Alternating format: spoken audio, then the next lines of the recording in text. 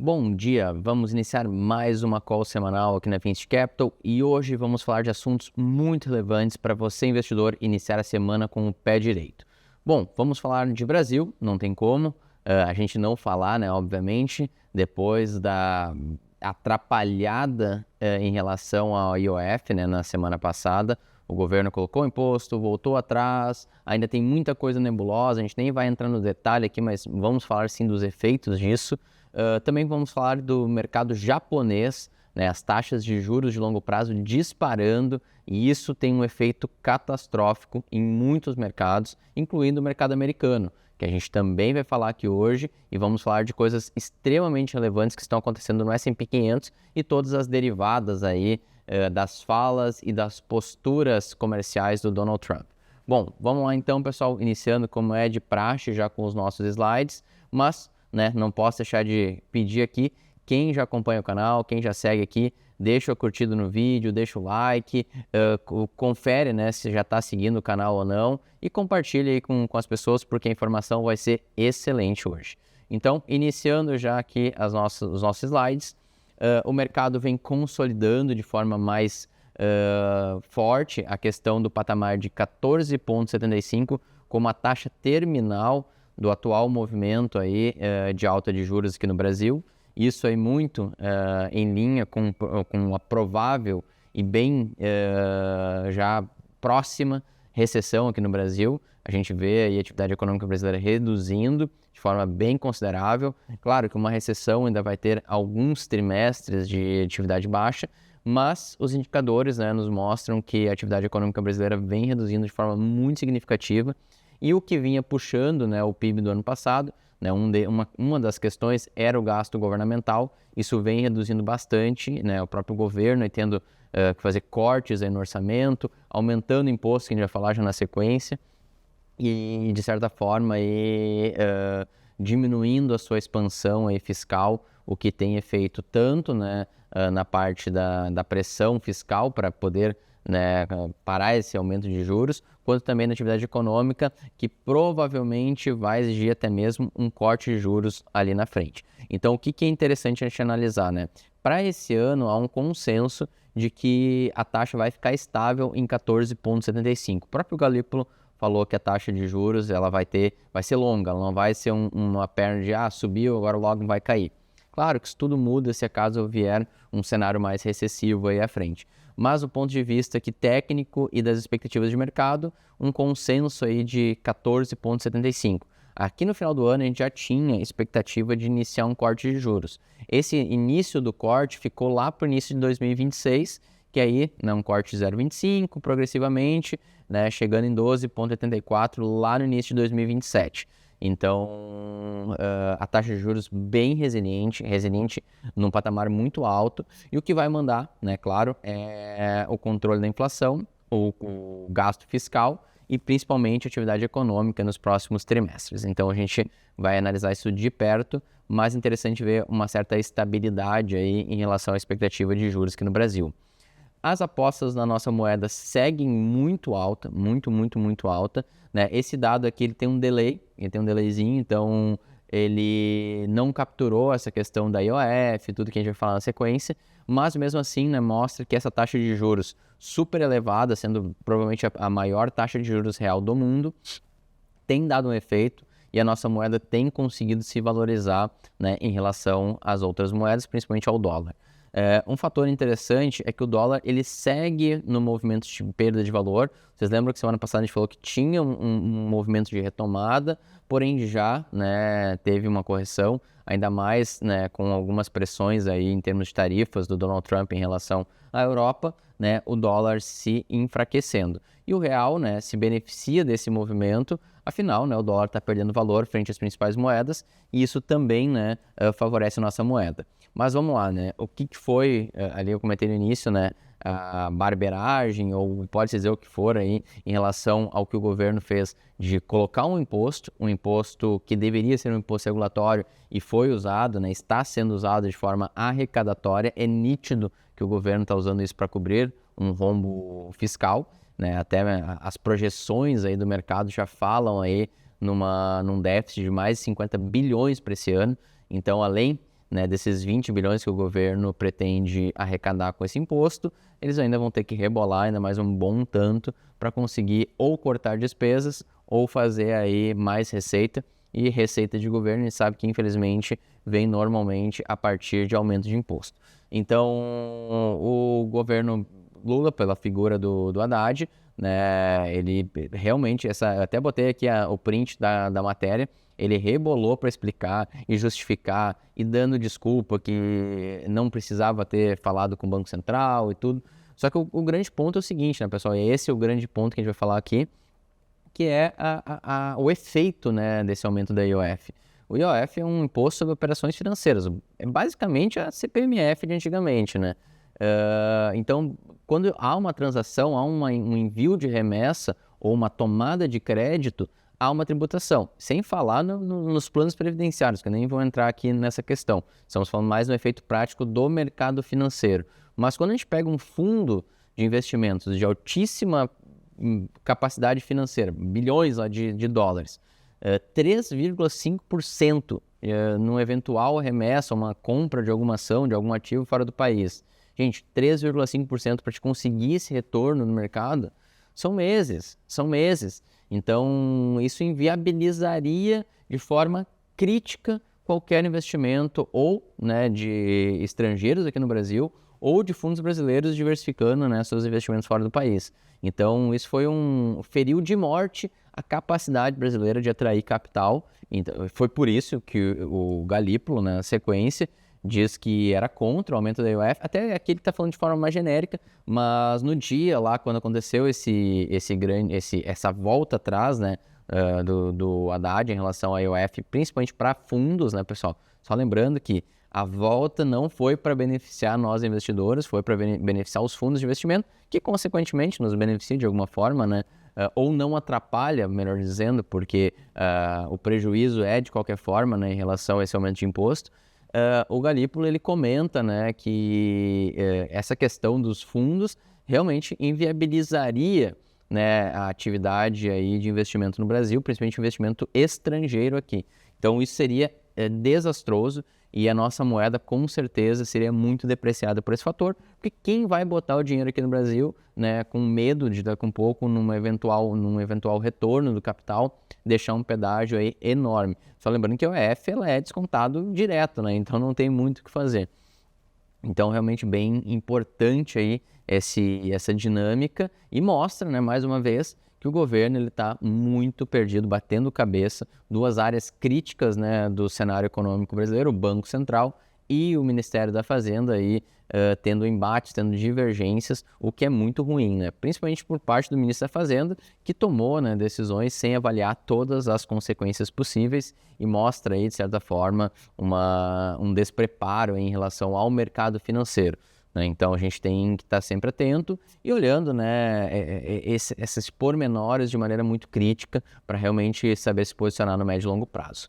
Bom, o efeito foi, claro, né, nítido. Então, no dia do anúncio, notem bem no final do dia 22, já houve uma queda, o mercado abriu numa queda muito expressiva em relação ao Ibovespa, e aí com a volta atrás do Haddad, o mercado veio retomando e fechou a semana aí com uma leve queda de 0,73. Então, a perspectiva, né, olhando pela sexta-feira, que houve um movimento de retomada, inicia-se, né, a semana, se não houver nenhum tipo aí de revés em relação a essa questão do IOF, com uma certa tranquilidade, ok, não vai afetar diretamente o movimento, né, dos fundos, o movimento de capital estrangeiro aqui no Brasil, então talvez isso não seja tão impactante. Mas só lembrando que para o investidor, para a pessoa comum que movimenta seu dinheiro, o IOF subiu e isso vai ter impactos com certeza, né, inclusive na nossa inflação. Só lembrando que a empresa, o importador que vai lá e compra trigo da Argentina, que faz simples compra, né, de um produto estrangeiro, vai ter que pagar, né, uma IOF de 3,5% quando esse dinheiro for para fora. Ou seja, tudo que é importado fica pelo menos 3,5% mais caro. Claro, antes tinha, né, um pequeno custo também, mas vai subir aí consideravelmente o custo de todo o produto importado aqui no Brasil. Então, isso tem efeito inflacionário, consequentemente, impacta a taxa de juros, questões fiscais. Então, realmente tem bastante impacto. E para a gente já fechar esse raciocínio do Brasil, né, considerando então o Ibovespa, notem que o fluxo segue muito relevante, muito forte. De novo, não é nada excepcional, né, esse patamar, por mais que é comparável com agosto, mas se a gente olhar final de 2023, foi um fluxo de entrada de estrangeiro muito maior do que a gente está tendo agora.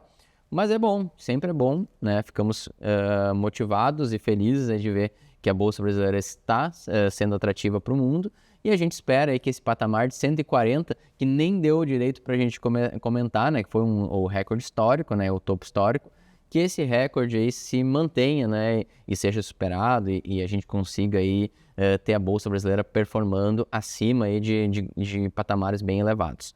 Então, o fluxo veio e isso é interessante, e se ele se manter, ou até mesmo aumentar, isso pode levar a Bolsa Brasileira a outros patamares. Bom, já indo então lá para o Japão, antes, né, de chegar nos Estados Unidos, porque as duas coisas são intrinsecamente ligadas, né, pessoal? O mercado japonês, ele é um mercado basicamente de liquidez, né? O mercado de crédito japonês sempre teve um custo muito baixo. E por que isso, né? O governo japonês, desde a década de 90, tenta incentivar a economia.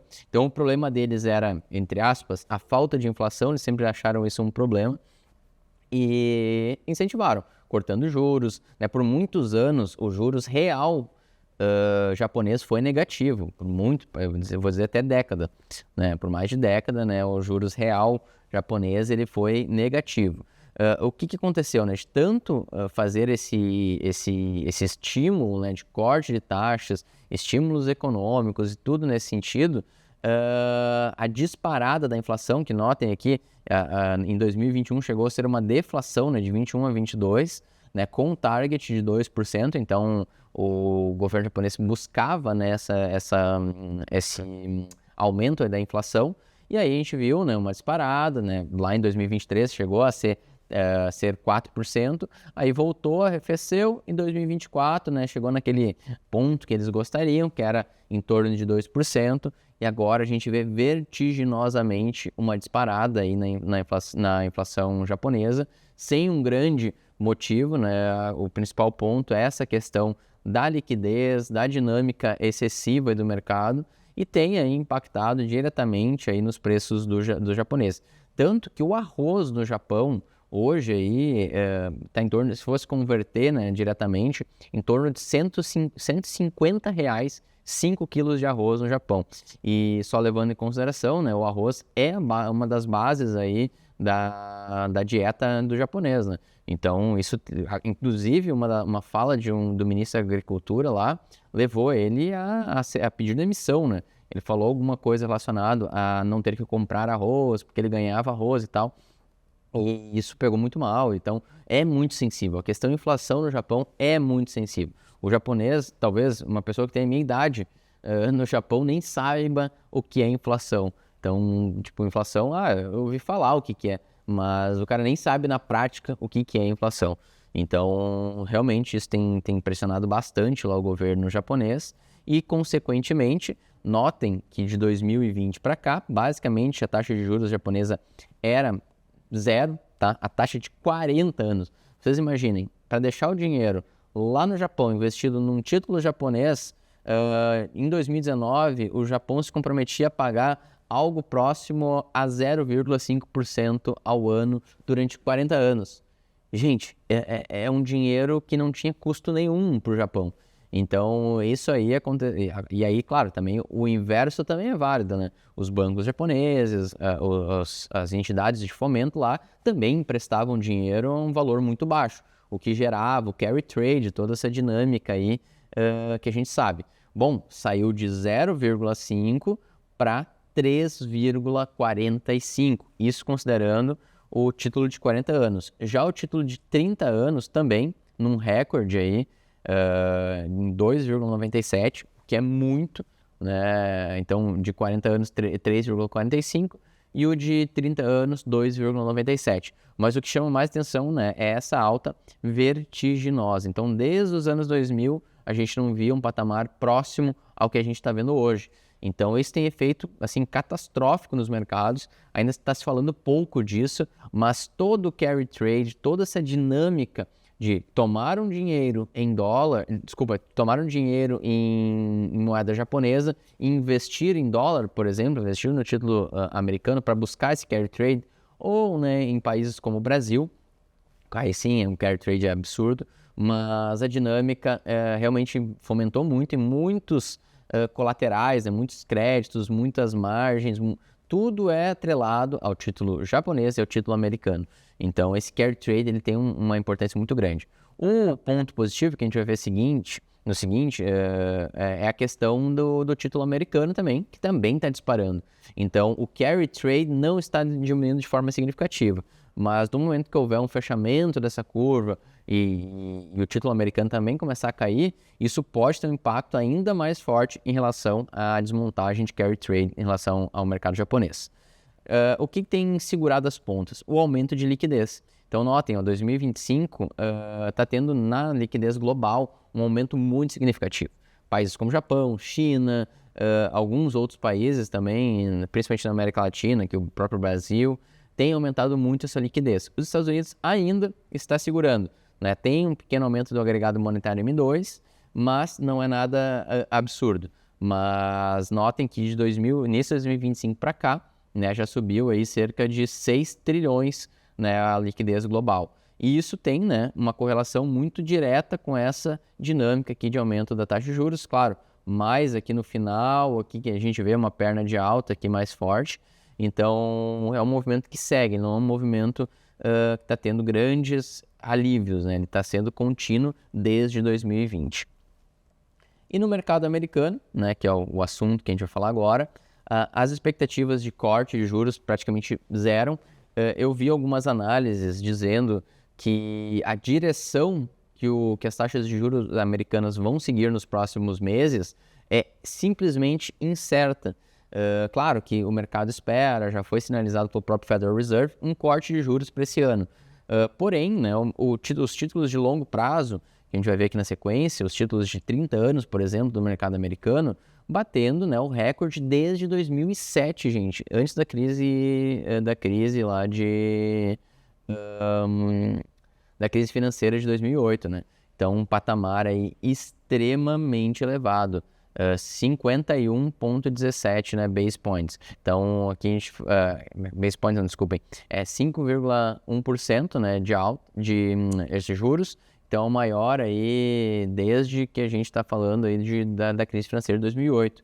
Então, muito elevado. E quando a gente olha para os Treasuries versus S&P 500, quando a gente considera valuation, note que os Treasuries, eles estão extremamente depreciados. Justamente essa taxa de juros extremamente esticada, ela tem aí uma expectativa de ser muito, muito, muito revertida em breve, né? Então, notem que são ciclos. A gente viu isso lá em 2008, né? 2007, na verdade, aqui, ó, quando a gente teve esse yield aí altíssimo, houve, né, um movimento para ele ficar extremamente caro, uma reversão em 2019 e agora a gente viu também caro em 2022 e 2023 e agora a gente está vendo de novo um mercado de títulos extremamente barato nos Estados Unidos. Em contrapartida, o S&P 500 voltou para um patamar muito caro. Essas métricas, elas consideram lucro, lucro futuro, toda essa dinâmica, né, do preço sobre o lucro. Então, a gente consegue olhar, né, de uma forma muito estrutural. E agora a gente vê essa divergência muito significativa entre os Treasuries e o S&P 500. Então, os Treasuries se mostrando de maneira muito clara como algo atrativo para o mercado americano.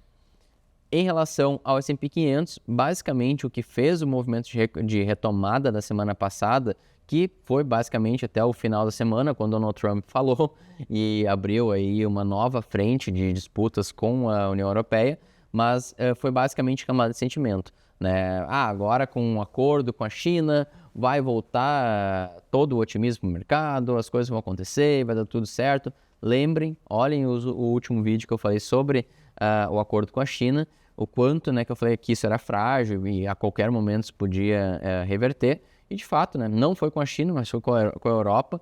E olha a jogada, né, do Donald Trump, ele tem exigido que a Europa sancione também ou coloque tarifas em relação aos produtos chineses para isolar a China e os Estados Unidos ter mais força ainda de negociação.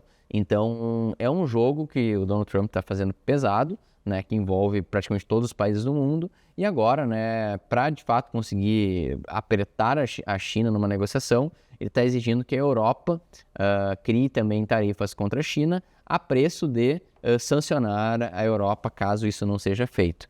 E aí houve, né, depois dessa declaração, uma reversão naquela resistência de 6 mil pontos que eu comentei, né, já algumas vezes. 6 mil pontos é uma linha de resistência importante.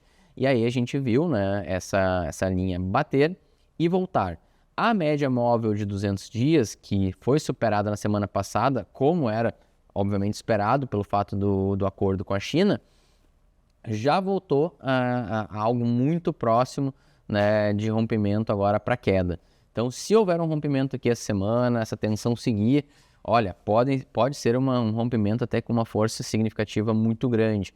Então, a gente tem que estar de olho nisso, porque pode ser extremamente relevante esse rompimento aí, principalmente se as tensões entre Estados Unidos e Europa aumentarem. O que a gente tem, né, é no mercado um aumento muito grande nos interesses de short, nos interesses vendidos. E isso é impressionante porque a gente não vê um patamar tão grande desde lá de 2010, 2011, daí teve ali 2016, né, um pico, que foram, né, momentos bem tensos do mercado, mas claro, se a gente for comparar, né, em termos históricos, um recorde que a gente tem é lá em 2007, 2008, que a gente tem 3,6 de todo o market cap do mercado em apostas na baixa. Então agora a gente já está no patamar de 2,3. Isso é bem significativo, é um patamar elevadíssimo. Só a título de comparação, em 2021, por exemplo, na retomada, né, até mesmo no próprio crash do Covid, a gente viu patamares muito abaixo do que a gente está vendo hoje. Então, realmente é muito significativo, isso tem um impacto direto, né, nas apostas e na liquidez do mercado. Então, quando a gente começa a ter muitas apostas na baixa, a liquidez diminui e isso gera, né, uma porta de saída mais escassa, porque se tem muita gente vendida, a tendência é, né, de um movimento que se retroalimenta, né? Então, é bem interessante a gente olhar para isso aí de forma mais crítica.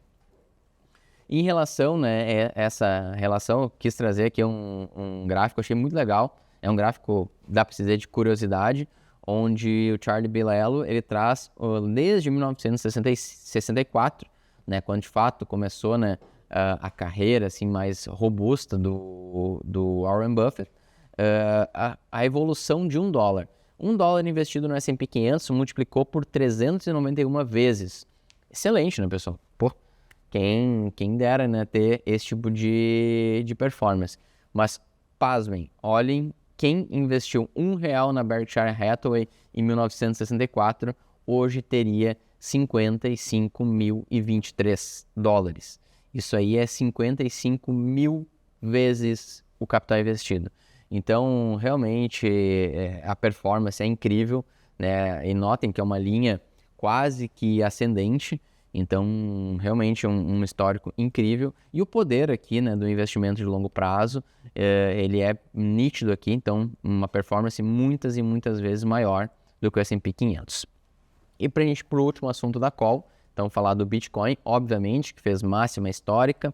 Então, a gente pode ver aqui que 2025 começou com 93 mil pontos e agora está em 111, né, uma alta aí de 19%. Apesar, né, de não estar sendo uma alta tão expressiva quanto a gente viu nos últimos ciclos, né, 2023, 2024 e 2025, de forma positiva, seguindo o padrão, né, dos ciclos de 3 anos de alta, 1 ano de queda, 3 anos de alta, 1 ano de queda, e agora a gente está vendo de novo aí 3 anos de alta, talvez, né, aí 2026 a gente veja 1 ano de queda, né, mas pelo que vem se desenhando aqui, sazonalmente está muito dentro do ciclo do ativo. Claro, sem aquela expressividade, como já foi em outros momentos, mas muito interessante. Quando eu digo expressividade, é nesse sentido aqui, ó. Notem que esse atual halving, né, esse atual ciclo, Ainda não teve, né, um movimento tão expressivo quanto os anteriores, que chegaram até 1000%, 1055%. Agora, né, a performance está em 276%. E para a gente finalizar, então, esse assunto, né, Bitcoin, capacidades de processamento, tudo, aqui tem uma informação muito importante, que serve até de guidance, né, uma tese que está sendo já desenvolvida, a gente já fala aí dessa tese há muitos anos, que é a tese, né, da capacidade aí dos data centers. Então, empresas especializadas nisso têm investido de forma muito pesada, ou seja, o CAPEX, a necessidade de capital dessas empresas é brutal, e aí, né, o fluxo de caixa não é tão relevante. Porém, é uma tese que no momento que ela se consolidar, vai gerar e, com certeza um retorno muito interessante para os acionistas, né, em termos de fluxo de caixa, em termos de capacidade, né? Então é legal, né, de a gente trazendo essa tese aí, porque ela está se construindo. E o que é importante a gente salientar, né? Em 2024, tínhamos 33 gigawatts aí de potência, né, em termos de capacidade de data centers.